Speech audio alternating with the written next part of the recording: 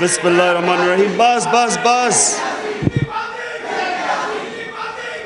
بس بسم اللہ الرحمن الرحیم. خاموشی خاموشی. ایاک نعبد و ایاک نستعین. میں بس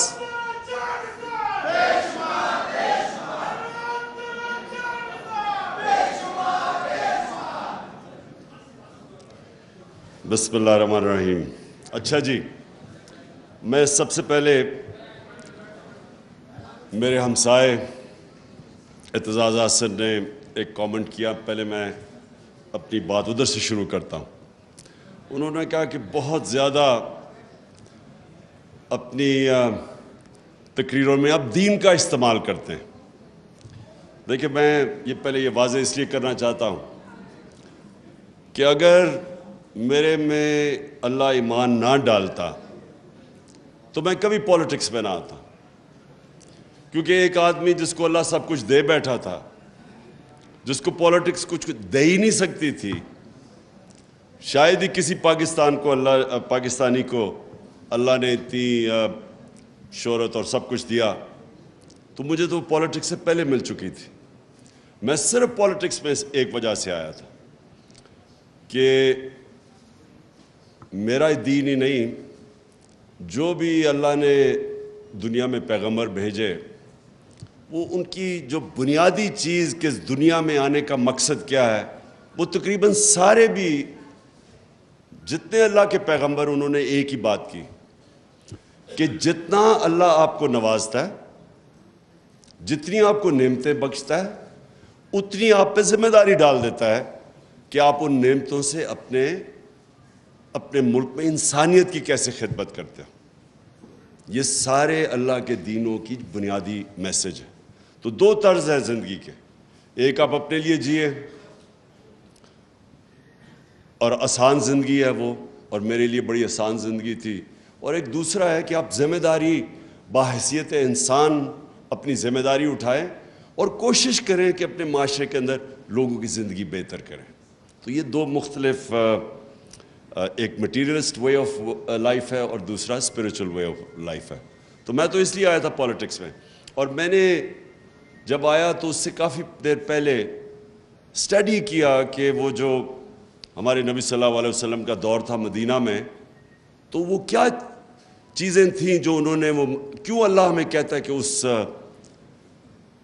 نبی کے راستے پہ چلو، ان کی سنت پہ چلو، ان کی شریعہ پہ چلو، کیوں کہتا ہے اللہ؟ تو وہ میں نے آنے سے پہلے ہی اس نتیجے پہ پہنچ چکا تھا کہ اللہ ہماری سارا جو قرآن میں اللہ کا جو اللہ کے جتنے بھی احکامات ہیں وہ ہماری بہتری کے لیے ہیں، کیونکہ اللہ تو بے نیاز ہے، اس کو تو خود کفیل ہے، اس کو تو ہم کوئی فائدہ نہیں اور نقصان پہنچا سکتے. تو ساری چیزیں قرآن کے اندر انسان کی بہتری کے لیے. آپ اس راستے پہ چلیں گے جو آپ نماز میں کہتے ہیں کہ اللہ ان کے راستے پہ چلا جن کو نعمتیں بخشی، ان کے نہیں جو دوسرے راستے پہ چلے گئے، وہ ہماری بہتری کے لیے ہے. سو اس لیے جو وہ مدینہ کی ریاست کے 3 اصول تھے وہ لے کے چلا تھا آج سے میں 26 سال پہلے.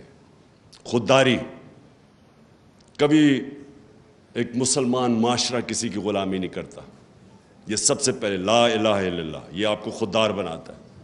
دوسرا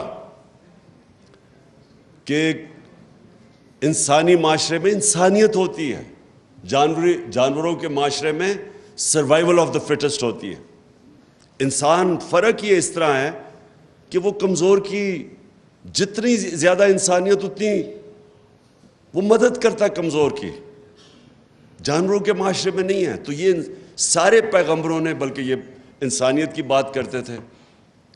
اور تیسری چیز ہے انصاف. یہ 3 فنڈامنٹل پرنسپلز ہیں جس پہ مدینہ کی ریاست کھڑی ہوئی تھی. اس میں اور بھی بہت چیزیں تھیں لیکن ان پرنسپلز کے اوپر باقی چیزیں بنی تھی. تو یہ آج سے پہلے میں نے اپنی پارٹی کا منشور رکھا تھا اور تب میں پولیٹکس میں آیا تھا. اور کبھی بھی کوئی انسان اپنی زندگی کے 22 سال سٹرگل نہیں کرتا کسی چیز کے لیے اگر وہ کوئی ذاتی مفادات کے لیے ہو، جب جس کے پاس پہلے سب کچھ ہے. تو اس لیے میں کبھی کسی کے دین کے اوپر کامنٹ نہیں کرتا. کیا وہ ایتھیسٹ ہے, کیا وہ دینی ہے, جو ایگنوسٹک ہے, یہ انسان کے اوپر ہے. یہ اللہ نے ہمیں یہ نہیں کہا کہ صرف ان سے بات کرو جو کہ صرف ایمان والے ہیں. ہمارا تو اللہ کا ایک تحفہ ہے میرے نظر میں کہ جس کو ایمان دے دے وہ تو سب سے زیادہ, اگر اللہ, میں اپنے بچوں کے لیے ہمیشہ دعا کرتا ہوں کہ ان کو اللہ ایمان دے, کیونکہ وہ سب سے بڑا اللہ کی بلیسنگ ہے, اس کا تحفہ ہے. اب میں آتا ہوں جی آج کا جو موضوع ہے, یہ کنیکٹڈ ہے ایکچولی میری 26 سال پہلے پولیٹکس میں. نام رکھا تھا انصاف کی تحریک, کیونکہ میں اپنے تجربے سے, میں کوئی اسلام کا اسکالر نہیں تھا, میں نے تو صرف اپنی زندگی کا جو تجربہ تھا, جو ساری دنیا میں دیکھی, کانٹراسٹ دیکھتا تھا. آدھا وقت انگلینڈ میں یونیورسٹی میں گزارتا تھا, یونیورسٹی کے بعد کرکٹ کی وجہ سے آدھا وقت میں پاکستان گزارتا تھا. تو یہ سارا وقت میں موازنہ کر سکتا تھا دونوں معاشروں کا, جو اور شاید لوگ میرے سے بہت عقل والے لوگ ہوں گے, لیکن ان کو اس طرح کی اپرچونٹی نہیں تھی کہ جو میرے پاس تھی. تو میں اپنے تجربے کے اس کے اوپر پہنچا اس نتیجے پہ کہ اگر ایک معاشرے کے اندر انصاف نہیں ہے, وہ معاشرے میں خوشحالی نہیں آتی. ابن خلدون اپنی جو مسلمانوں کی بلکہ دنیا کا ایک اپنی ٹائم کا جس کو کہتے ہیں فادر آف ماڈرن ہسٹوگرافی, اس سے بڑا کوئی ذہن نہیں تھا. وہ لکھتا ہے کہ میری زندگی کا تجربہ قرآن پڑھ کے بھی اور زندگی کا تجربہ یہ ہے کہ اللہ نے انسان کو زمین پہ بھیجا ہی ایک مقصد سے ہے کہ میری زمین پہ انصاف قائم کرو. اور یہ جو ونسٹن چرچل کی جو بات کی جاتی ہے جب برطانیہ تباہ ہو رہا ہوتا ہے تو وہ تب کہتا ہے, وہ پوچھتے ہیں جی ہم بچ جائیں گے, اس نے کہا کیا اگر آپ کی عدالتیں انصاف دے رہی ہیں تو آپ تباہ نہیں ہو سکتے. حضرت علی رضی اللہ تعالیٰ کہتے ہیں کفر کا نظام چل جائے گا لیکن ناانصافی کا نظام نہیں چل سکتا. تو یہ میں 26 سال پہلے اس تحریک, انصاف کی تحریک کا نام رکھا تھا. رول آف لا جو ہے وہ فنڈامنٹل چیز ہے جو فرق کرتا ہے معاشروں میں. ابھی رول آف لا انڈیکس کی بات کر رہے تھے گوندل صاحب کہ ہم 130 نمبر پہ ہیں, دنیا میں 130 نمبر پہ ہیں. سوئٹزرلینڈ دنیا میں نمبر 1 پہ ہے. رول آف لا انڈیکس پہ سوئٹزرلینڈ نمبر 1 پہ ہے, ہم 130 پہ ہیں. سوئٹزرلینڈ کے کیونکہ میں نے سوئٹزرلینڈ دیکھا ہوا ہے, اس کی صرف کمال ایک ہے کہ ان کے زبردست پہاڑ ہیں. پہاڑوں کے اوپر لوگ جاتے ہیں, ٹورزم ہوتی ہے, سردیوں میں اسکیئنگ ہوتی ہے. اور ہمارا جو پہاڑ ہیں دگنے ہیں سوئٹزرلینڈ سے, ہمارا ناردرن ایریا سوئٹزرلینڈ سے دگنا ہے. جو خوبصورتی ہے وہ سوئٹزرلینڈ سے کئی گنا زیادہ ہے. لیکن سوئٹزرلینڈ خوشحال ہے. صرف اپنی پہاڑوں کی ٹورزم سے سوئٹزرلینڈ $60 ارب سال کا کماتا ہے. $60 ارب, چھوٹا سا سوئٹزرلینڈ. ہماری ساری ملک کی ایکسپورٹس ہماری تاریخی تھی $30 ارب, $31 ارب یا $32 ارب. ان کو صرف ٹورزم سے $60 ارب ملتا.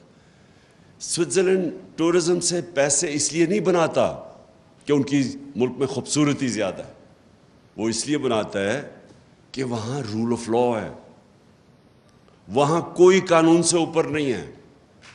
اس ملک کے اندر ان کی عدالتیں انصاف کرتی ہیں. اس کے ملک کے اندر جو عام شہری ہے اس کے ملک کا قانون مکمل طور پہ تحفظ دیتا ہے طاقتور سے.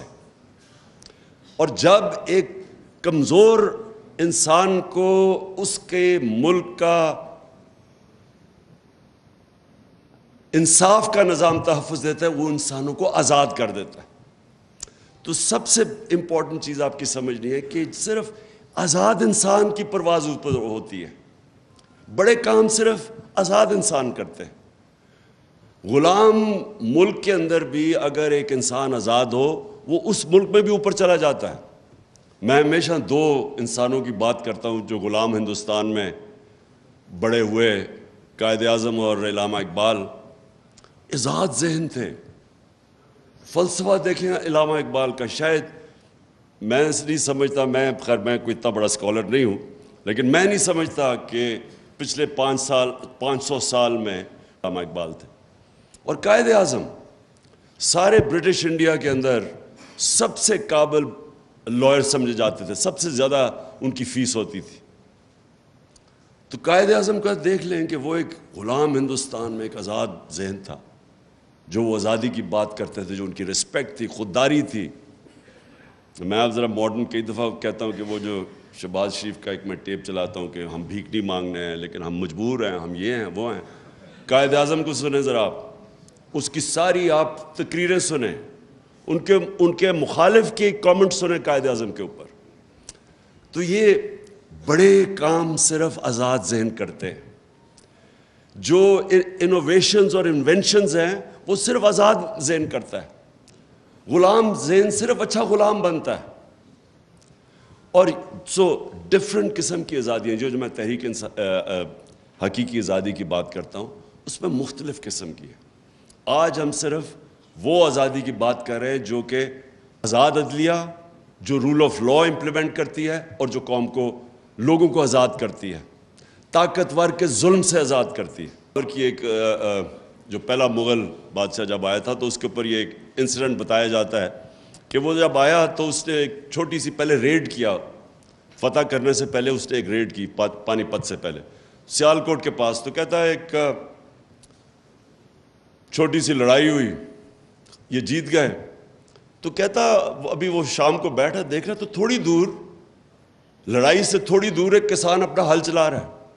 وہ بڑا حیران ہوتا ہے کہ یہ اس کو کوئی فرق ہی نہیں پڑا کہ کوئی باہر سے فوج ہے, یہ لڑائی ہوئی ہے.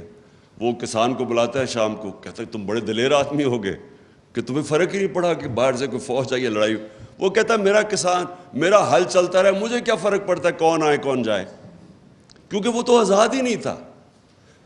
کیوں سارا قبائلی علاقہ اور افغانستان کیوں ہمیشہ اپنی آزادی کے لیے لڑتے ہیں؟ کیونکہ وہ آزاد ہیں. ان کا جو سسٹم ہے جرگا سسٹم, وہ بیسکلی ریپرزینٹ کرتا ہے. ان کی جوری سسٹم بھی بن جاتا ہے, ان کو انصاف بھی مل جاتا ہے اور ان کی آواز بھی ہوتی ہے, وہ پھر لوکل گورنمنٹ بھی بن جاتی ہے. تو وہ ہمیشہ لڑتے تھے. جو آتا ہے افغانستان میں وہ ہمیشہ وہ لڑنا اپنے آزادی کے لیے لڑتے ہیں. قبائلی علاقے 80 سال انگریز کے خلاف قبائلی علاقے میں لڑتے رہے لوگ, کیونکہ ان کا سسٹم آزاد تھا. آزاد, جب ہم آزادی کی بات کرتے ہیں یہ یاد رکھیں کہ فیوڈل سسٹم جس کے اندر طاقتور کے لیے قانون, کمزور کے لیے دوسرا, اس کے اندر کبھی اس معاشرے کا پوٹینشیل اوپر نہیں آتا. آسٹریلیا وغیرہ دیکھے ہوئے تھے, امریکہ, تو میں بڑی پہلے اس نتیجے پہ آ گیا تھا کہ جب جو اللہ نے اتنی نعمتیں بخشی ہیں پاکستان کو, ہمیں خود بھی نہیں اندازہ, مجھے بھی پوری طرح اندازہ نہیں تھا جب تک میں 3.5 سال پرائم منسٹر نہیں بنا, کہ اللہ نے ہر قسم کی اس ملک میں ہر قسم کی نعمتیں بخشی ہیں. کسی ایک بھی ہم اٹھا لیں تو ہم اوپر جا سکتے ہیں. اور تو چھوڑے جو منرلز ہیں پاکستان میں, معدنیات ہیں, ہم صرف اسی پہ کانسنٹریٹ کر رہے ہیں, وہی پاکستان کو اٹھا سکتے. ٹورزم پہ کانسنٹریٹ کر, وہاں اٹھ سکتا ہے. ایگریکلچر کے اوپر ہمارا جو زراعت ہے, اس پہ ہم صرف ماڈرن ٹیکنیکس ہی لے آئیں, اسی میں ملک اٹھ سکتا ہے. انڈسٹری میں ہمارا انیشیٹو ہے, باہر پروفیشنلز بیٹھے ہوئے ہیں, ہمارا 1 کروڑ پاکستانی باہر بیٹھے جن میں ٹاپ کلاس پروفیشنلز ہیں, انٹرپرینرز ہیں, پروفیسرز ہیں, ہر قسم کا ایکسپرٹ باہر بیٹھا ہوا ہے. لیکن ہمارے ملک میں رول آف لا نہیں ہے. ہمارا جو سب سے بڑا, یہ لوگ مجھے کہتے ہیں نا, یہ جو گورنمنٹ آئی کہ جی ابھی وہ سعودی عربیہ نے پیسے دے دیے, اس نے UAE نے پیسے دے دیے, وہ اب سنیں جی چائنا پہ, یہ کینسر کا علاج ڈسپلن سے ہو رہا ہے. قرضوں کی کینسر پھیلتی جا رہی ہے. جب تک کہ اس ملک میں انویسٹمنٹ نہیں آتی, ہم اس ملک میں ڈالرز نہیں آتے. ہم نے 2 طرح تو ڈالرز ریکارڈ منگوائے تھے, ایکسپورٹس ہماری ریکارڈ تھی, ریمیٹنسز ریکارڈ تھی, لیکن جو انویسٹمنٹ تھی جس سے اصل میں پاکستان اٹھ رہا ہے, اس کے سب سے بڑی رکاوٹ اس کے سامنے رول آف لا نہیں ہونے کی ہے, کانٹریکٹ انفورسمنٹ نہیں ہے. بڑے بڑے انویسٹر ڈرتے ہیں, جو میس لیول پہ جو آپ کے اوورسیز انویسٹرز ہیں, جو کہ چھوٹی چھوٹی انویسٹمنٹ کر سکتے ہیں, 1 کروڑ میں سے 20 لاکھ پاکستانی انویسٹمنٹ کر دیں, 1 کروڑ میں سے 20 لاکھ بھی انویسٹ کر دیں, کسی سے پیسے لینے کی ضرورت نہیں. کوئی IMF کے پاس جانے کی ضرورت نہیں. تو پوچھے وہ انویسٹ کیوں نہیں کرتے؟ سب سے بڑا ان کا پرابلم یہ ہے کہ جہاں جیسے ہی وہ پھنستے ہیں ان کو کوئی اعتماد نہیں ہے کہ ہمیں انصاف ملے گا، ہماری انویسٹمنٹ بچے گی.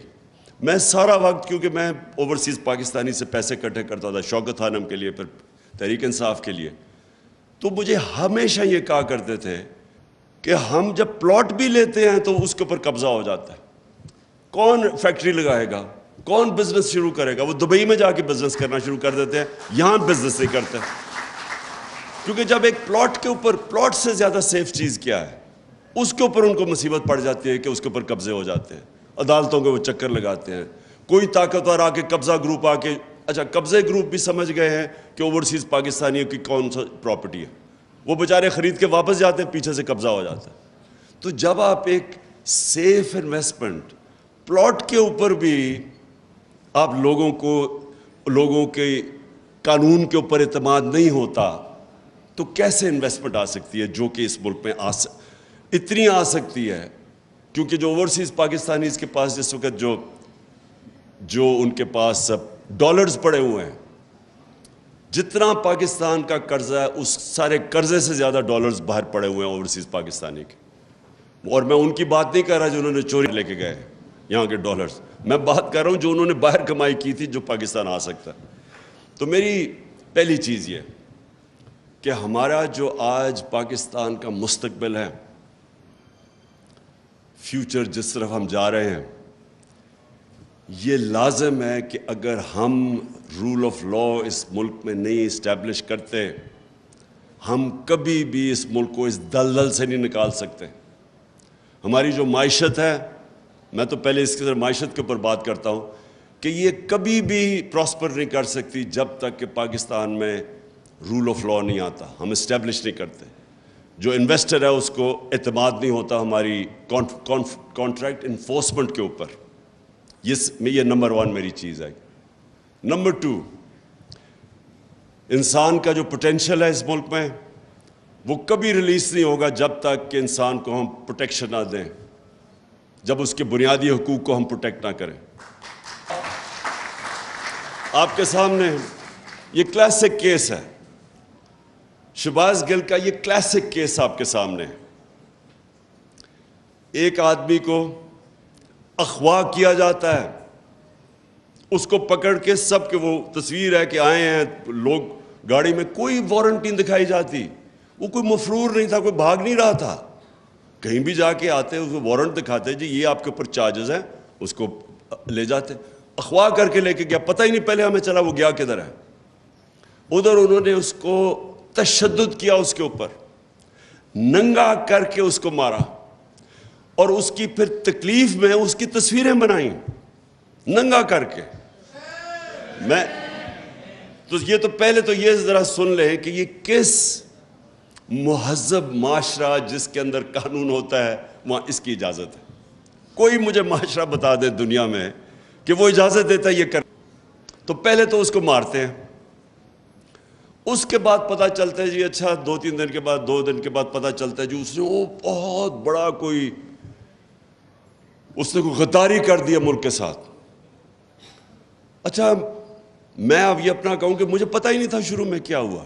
مجھے اس کی صرف ایک میسج آئی کہ کال آئی کہ جی میں نے کوئی ٹی وی کا انٹرویو دیا، اس میں تھوڑی سی کنٹروورسی ہے. میں نے کہا کیا کر جی میں نے کوئی کارڈ کر دیا جی گورنمنٹ آفیسز.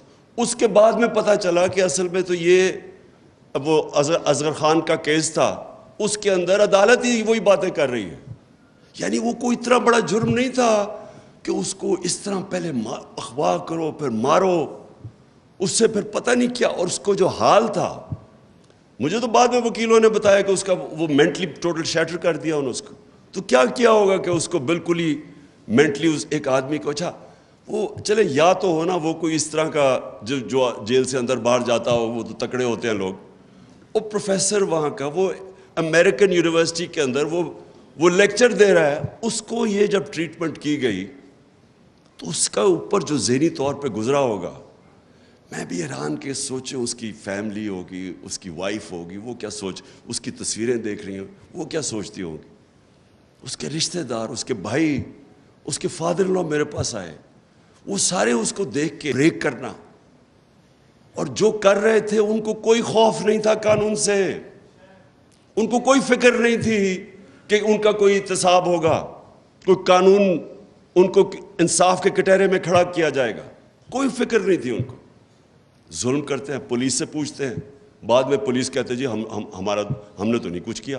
تو پھر اس کو کہہ دیا ہے کہ جب خاتون میجسٹریٹ کے پاس آیا، جب اس کو پتا تھا تشدد ہے، آج ثابت ہوا ہے کہ اس کے اوپر تشدد ہوا ہے، عدالت میں اس کی رپورٹ دی گئی ہے کہ اس کے اوپر تشدد ہوا ہے، اس نے پھر اس کو پولیس کے پاس ریمانڈ پہ بھیج دیا۔ یعنی کوئی چیک کرنا چاہیے۔ اور کیا ان کی کوئی اکاؤنٹیبلٹی نہیں ہے کہ ایک آدمی دیکھ رہے ہیں تصویریں اس کی، دیکھ رہے ہیں وہ پبلک میں بالکل مینٹلی بریک ہوا ہے، اس کو پھر پکڑ کے واپس بھیج دیا اسی پولیس کے پاس، اور چیک بھی نہیں کیا کہ اس کے اوپر تشدد ہوا یا نہیں۔ اور پھر یہ جو آئی جی اور ڈی آئی جی ہے، کون ذمہ دار ہے کہ ایک آدمی کو آپ نے غیر قانونی طور پہ اٹھا کے، کدھر یہ اجازت دیتا ہے؟ اور اس کے اوپر اچھا میں کہہ رہا ہوں کہ قانونی کارروائی کریں گے، وہ کہتے جی دہشت گرد ہے۔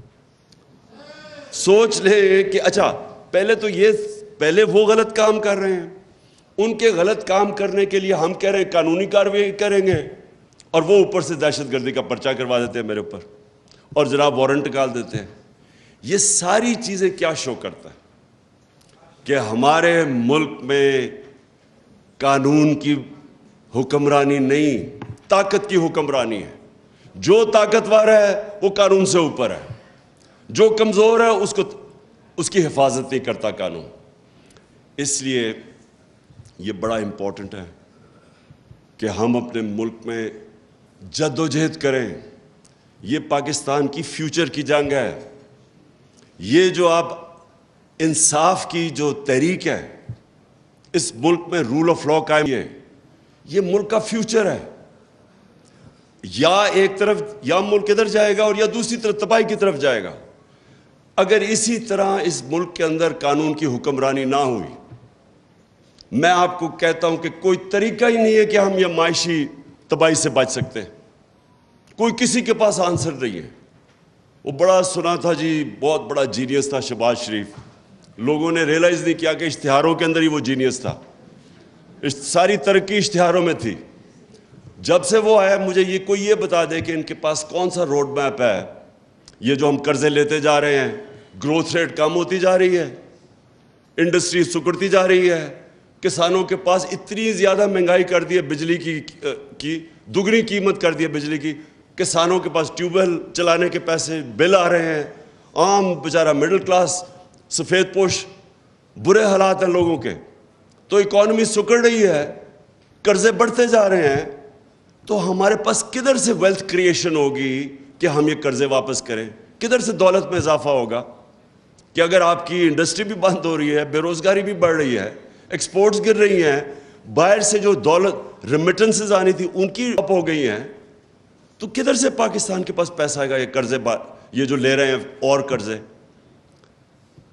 کوئی ہمارے پاس راستہ نہیں کہ اگر ہم نے اس ملک کو معاشی طور پہ ٹھیک کرنا ہے تو یہ ایک بڑی یہ ساری اوورال پکچر کے اندر جس کے اندر قانون کی حکمرانی آنی پڑے گی، جس کی وجہ سے انویسٹر آئے گا پاکستان میں، اور پھر نئی ڈیموکریسی آ سکتی ہے۔ ڈیموکریسی اور رول آف لا ساتھ ساتھ چلتے ہیں۔ آپ اگر الیکشن کروا دیں ایک ملک کے اندر جدھر رول آف لا نہیں ہے، جمہوریت آ ہی نہیں سکتی۔ جو طاقتور ہے، جس کے پاس پیسہ ہے، جس کے پاس 2 نمبر پیسہ، وہ اوپر آ جائے گا۔ کیسے مقابلہ کرے گا ایک آدمی، پڑھے لکھے لوگ کیسے مقابلہ کریں گے اس کا جس کے پاس مسل بھی ہے، اس کے پاس جو سندھ کے اندر، آج مجھے بتائیں سندھ کے اندر کون سی جمہوریت ہے؟ جو ان کے یہ پیپلز پارٹی کے خلاف کھڑا ہوتا ہے، 15% لوکل گورنمنٹ میں لوگ کھڑے ہی نہیں ہوئے، کیونکہ ان کے اوپر کیسز کر کے ایف آئی آر کر کے ان کو ان اپوز جتا دیا 15% کو۔ باقیوں کے پاس جو الیکشن لڑنے جاتا ہے وہاں اس کے اوپر ایف آئی آر کٹ جاتی ہے۔ میرے اوپر 16 ایف آئی آر کاٹ دی ہے، وہ تو چھوڑے، اب دہشت گردی کا کیس کر دیا ہے، تو بیچارے عام لوگوں کا کیا ہوتا ہوگا؟ مجھے یہ بتائے کہ میرے پاس تو پھر بھی میں ایک چلے وہ اللہ نے کرنا تھا کہ کل قوم ساری سڑکوں پہ آ گئی رات کو 2 بجے 3 بجے، نہیں تو میں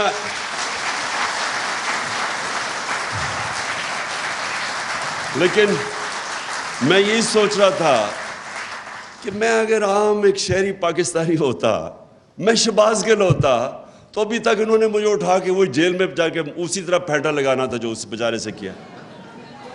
اور کس سے نہیں. ایک اوہو ایک بس اوہ بس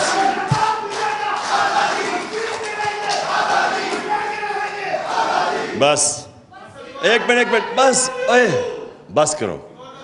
سن لو، میں صرف آپ کو یہ میرا مقصد آپ کو سمجھانے کا ہے کہ ایک عام آدمی پاکستان میں جس دن ہمارا قانون اس کو تحفظ دے گا کہ پہلے تو ڈریں گے لوگ اس طرح کا پرچہ کرنے کے لیے.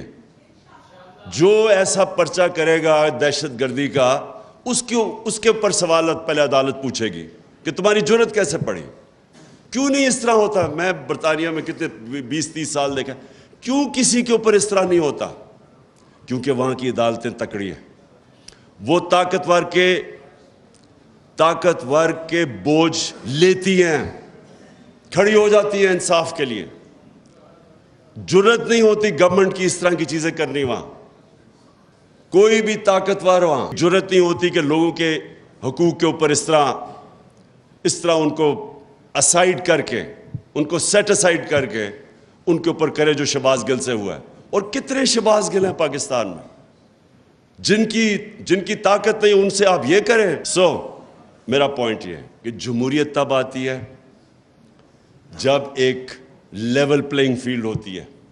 Level playing field rule of law آتا ہے اس ملک کی عدالتوں سے.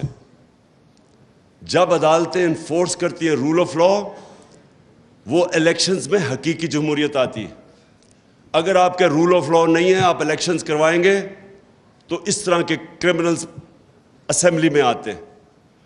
میرے دوست ہمسایہ اعتزاز حسن ایک اور بات کی کہ مجھے مفاہمت کرنی چاہیے. آصف زرداری کا انہوں نے نام لیا.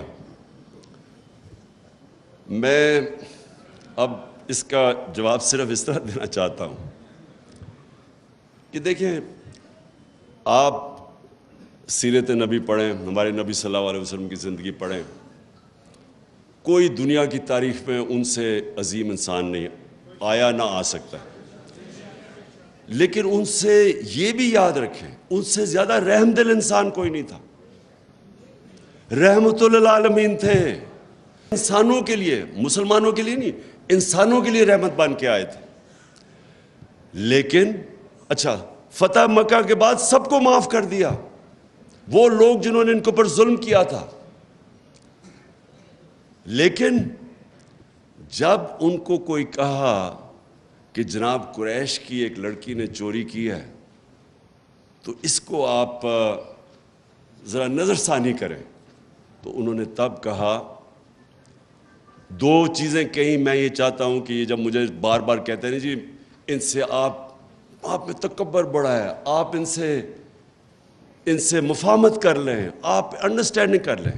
میں ہمیشہ یہ آپ بتاتا ہوں کہ جو رحمت للعالمین تھے، انہوں نے ہر چیز پہ نظریے کے اوپر، کافر کے خلاف نظریہ فرق تھا ان کا، ان کے اوپر ظلم ہوئے تھے، انہوں نے وہ بھی معاف کر دیے. لیکن جب ان کو کہا کہ کرپشن یا چوری کے اوپر قریش معاف کرو، تو انہوں نے کہا کہ بڑی قومیں تمہارے سے پہلے تباہ ہوئیں. جب بڑا چوری کرتا تھا اس کو چھوڑ دیتے تھے، چھوٹے چور کو پکڑتے تھے.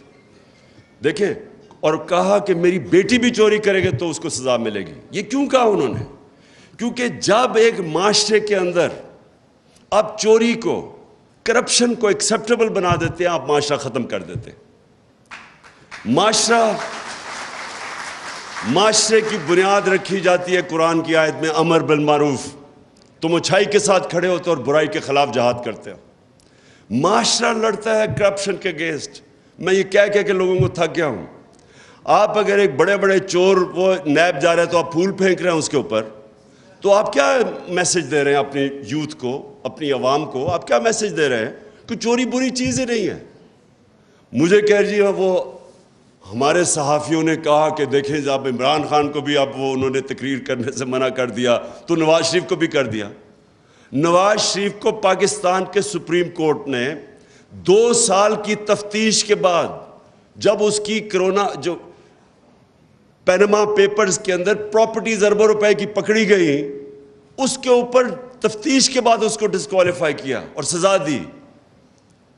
مجھے کس چیز پہ کہہ رہے ہیں کہ جی آپ نے وہ میجسٹریٹ کو کہہ دیا کہ وہ اس کے اوپر قانونی کارروائی ہونی چاہیے اور آئی جی اور ڈی آئی جی کہہ رہے ہیں میرا بند کر دیا اور وہ ایک ہی ہے. جس ملک کے اندر آپ کے بڑے بڑے صحافی یہ کہتے ہیں اس کا مطلب چپ پلیز کر کے سنو. جب آپ کے بڑے بڑے صحافی یہ کہتے ہیں معاشرے کے اندر کیا پیغام جاتا ہے کہ کوئی چوری بری چیز کرپشن بری چیز نہیں ہے. آپ کے گھر میں کوئی ڈاکہ مارے کیا آپ کہیں گے کہ اس کے ساتھ مفاہمت کرو اس کے آ کے بیٹھو اور بات چیت کرو؟ آپ کہیں گے اس کو جیل میں ڈالو.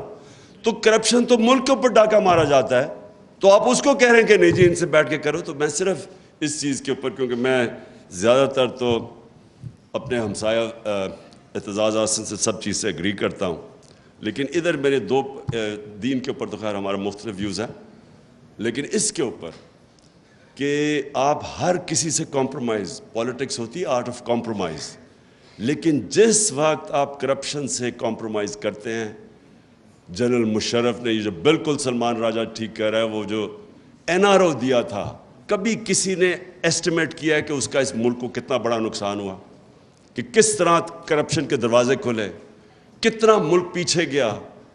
مجھے جب گورنمنٹ میں 4 گنا زیادہ قرضہ ہمارا نیشنل ڈیٹ بڑی 6 ٹریلین سے پہنچ گئی 30 ٹریلین پہ. ہم نے جو پہلا پیسہ اکٹھا کیا ٹیکس میں آدھا چلا گیا ان کے لیے ہوئے قرضوں کی قسطوں پہ تو ملک کدھر سے چلانا تھا. کرپشن ایک معاشرہ لڑتا ہے معاشرہ اس کو ان ایکسیپٹیبل کرتا ہے.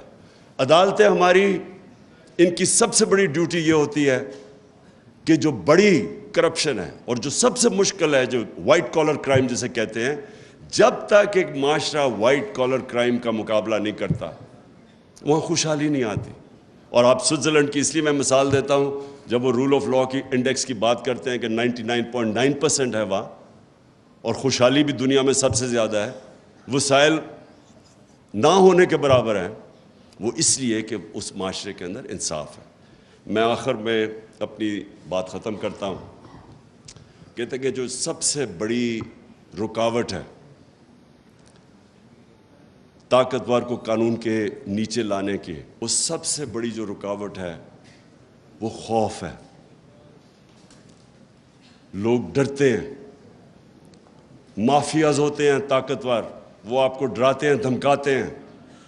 لوگوں کو ڈر ہوتا ہے اپنی جان کھونے کا لوگوں کو ڈر ہوتا ہے میرا روزگار چلا جائے گا لوگوں کو ڈر ہوتا ہے کہ جناب مجھے ذلیل کر دیں گے ٹی وی کے اوپر اور میڈیا پہ. میری آخری پوائنٹ یہ ہے کہ جس وقت ایک قوم یہ جو خوف کا بت ہے یہ توڑ دیتی ہے اور وہ کھڑی ہو جاتی ہے جب وہ اپنے آپ کو آزاد کر لیتی ہے اس خوف سے تو پھر عدلیہ بھی اس قوم کے سامنے انشور کرتی ہے کہ جسٹس ہو کیونکہ جو ڈر ہوگا قوم کھڑی ہو جائے گی. جو بڑی اچھی بات کی سلمان نے یہ بھی کہ جب مارشل لاء لگے تو لوگ سڑکوں پہ نکلے ہی نہیں بھائی آرام سے چپ لوگوں نے ایکسیپٹ کر لیا کسی نے قانون توڑا. لیکن یہ سمجھتا ہوں کہ ہمارا ملک یہ بہت بڑا اللہ نے کرم کیا ہمارے ملک پہ کہ ہمارے لوگوں کو بیدار کر دیا ہے شعور آ گیا ہمارے لوگوں میں چینج ہو گیا ہے.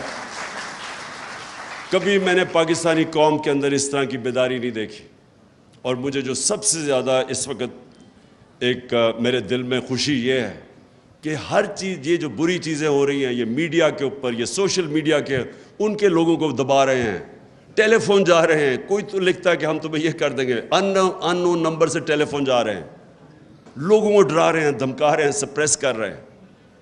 لیکن جو مجھے اور میڈیا کو ARY کو بند کیا وہ بول کی اس دن میری تقریر اس کو لائیو ختم کر دیا. میڈیا کو کالز جاتی ہے کہ آپ نے نہیں دکھانا یہ تحریک انصاف اور عمران خان کو. لیکن اس ساری چیزوں میں جو سب سے خوشائن چیز ہے ہمارے ملک میں کہ ہمارے لوگ وہ ادھر پہنچ گئے کہ میں اب پورا میرا ایمان ہے کہ یہ جو شعور کا میں ورڈ یوز کرتا ہوں شعور کا اور یہ جو بیداری کا جو جن ہے جو بوتل سے نکل چکا ہے جو مرضی اب کوئی کر لے یہ اب بوتل میں واپس جانے نہیں لگا یہ جو میرا ایمان ہے کہ یہ اب ملک کو انشاءاللہ حقیقی آزادی کی طرف لے کے جائے گا. شکریہ. میں ہوں جاسمین منظور اور آپ مجھے دیکھیں گے صرف بول پر.